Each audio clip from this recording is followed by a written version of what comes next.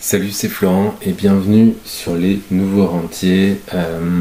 Aujourd'hui on est lundi et je voulais déjà répondre aujourd'hui à une question, c'est quand trader le forex, parce que là je viens de faire des conneries et pour rappel en fait le but de ces vidéos c'est de vous montrer le quotidien de mon trading. Ça fait depuis début novembre que je me suis lancé dans le trading. Et l'objectif à travers tout ça, c'est d'apprendre, que moi j'apprenne et que vous aussi du coup vous appreniez de mes erreurs pour vous lancer dans le trading avec le moins d'erreurs possibles. Vous avez de la chance parce que moi je fais toutes les erreurs du monde. Ça fait 10 mois que je tradais en virtuel. Là je me suis lancé en réel depuis la semaine dernière et du coup je vais vous apprendre un petit peu les erreurs et quand trader le forex. Donc restez bien jusqu'au bout de cette vidéo. Donc première erreur que j'ai fait, c'est trader. Clairement c'est pas une bonne idée de trader le lundi matin. Pourquoi? Parce que en fait les choses se mettent en place, c'est à dire que le forex rouvre le dimanche soir à 23h, donc il y a des choses qui se mettent en place. Les gens arrivent au boulot le lundi matin, regardent un petit peu l'actualité économique, ce qui se passe, etc. Il y a des choses qui se mettent en place et clairement tant que la bourse américaine n'est pas ouverte, c'est-à-dire 15h30 heure française en novembre, clairement il y a des choses qui se passent qui sont compliquées à analyser et du coup moi j'ai fait plein d'erreurs ce matin. J'ai pris trois trades qui se sont avérés tous les trois perdants. Il y en a un quatrième qui est en cours, donc les trois trades perdants je les analyserai demain. Donc abonnez-vous, comme ça vous aurez une petite notification demain quand je publierai la vidéo de l'analyse de ces pertes. Et le trade qui est encore en cours, pour l'instant il n'est ni gagnant ni perdant, il est à moins 5 € pour l'instant, on verra ça.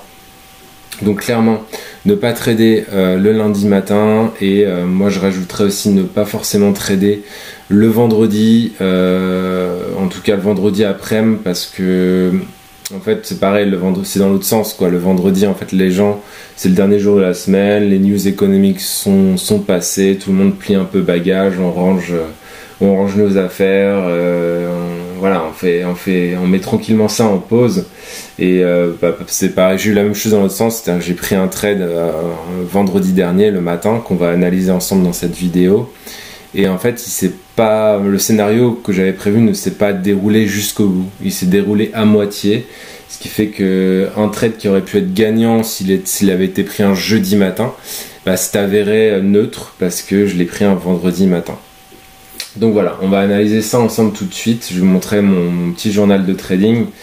Donc ça, c'est la barre noire, c'est le moment où je me suis mis en trading réel. Donc pour l'instant, j'avais fait un bon trade sur le Bitcoin. Donc vous pouvez le voir dans la vidéo d'avant, celle-là. Et là depuis, donc on va analyser le trade sur le GBP USD. Et le trade sur l'euro USD que j'ai pris vendredi. Donc GBP USD, on va aller voir ça tout de suite en 15 minutes, puisque je trade plutôt en 15 minutes. Donc voilà ce que j'ai fait. Donc ça c'était le jeudi, donc j'ai pris un trade, on était baissier sur 3 unités de temps, en H1, on était baissier ici, vous voyez, en 15 minutes. Il est en 15 minutes. On était baissier ici et en 5 minutes, compliqué un trader, et en 5 minutes on était baissier aussi. Seulement voilà, j'ai pris un peu trop tard mon trade, clairement. Là il fallait plutôt le prendre par ici. Je vais mettre la petit curseur. Là en fait je l'ai pris là alors que ça a corrigé, donc j'ai pas été déclenché sur mon stop loss parce qu'il était plus haut. Et après ça repartit dans le bon sens, mais clairement il fallait que le trade ici, il aurait dû être pris par ici quoi, avec un stop plus serré qui aurait peut-être pu s'accomplir. Au lieu de ça en fait le trade est parti dans la bonne direction, ça a stagné toute la nuit et le lendemain matin c'est reparti dans l'autre sens. Et en fait là, au lieu de faire un break-even, c'est-à-dire ramener mon stop au niveau de mon prix d'entrée, j'avais rien fait et du coup j'étais déclenché en légère perte parce que j'avais quand même baissé mon stop. Donc c'était pas si grave, j'ai perdu 7 €, mais bon, c'est dommage parce que j'aurais pu mettre mon break-even ici. Donc ça c'est vraiment dommage. Donc voilà pour ce trade-ci. Et le trade du vendredi matin sur l'euro USD. Hop. On va regarder ça tout de suite. Il était bon aussi, c'est ça qui est vraiment dommage.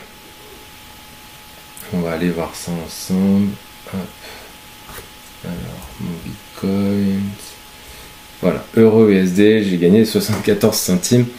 Donc en fait, j'ai pris le trade ici. Il était top sur les 3 unités de temps. C'était vraiment en hausse avec Ishimoku et tout. Et en fait, là, vous voyez, ça a stagné jusqu'à 23 heures. Et en fait, si on change d'unité de temps, si on regarde en H4, ça a stagné en fait sur la Kijun, donc l'indicateur Ishimoku Kijun, en H4. Et je le savais très bien. Et au lieu de prendre mes gains sur ce niveau de résistance, j'ai mis mon break-even. Du coup, j'étais déclenché ici, là. Non, attendez, on était en train de se balader, je me rappelle.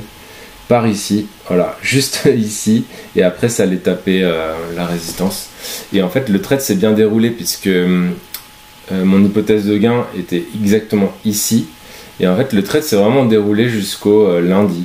Sauf que moi, du coup, je veux pas garder de position le week-end. Le Forex ferme à 23h le vendredi soir et rouvre à 23h le dimanche. Et moi, je vous conseille pas de garder des trades le week-end, sauf si c'est du très long terme, c'est-à-dire si vous tradez sur du H4, sur du daily, etc. Là, vous pouvez. Mais si vous tradez comme moi sur des petites unités de temps, il vaut mieux pas garder les trades le week-end. Donc voilà, du coup, c'est dommage parce que là, ça aurait pu être un beau gain qui aurait pu se rajouter dans mes gains.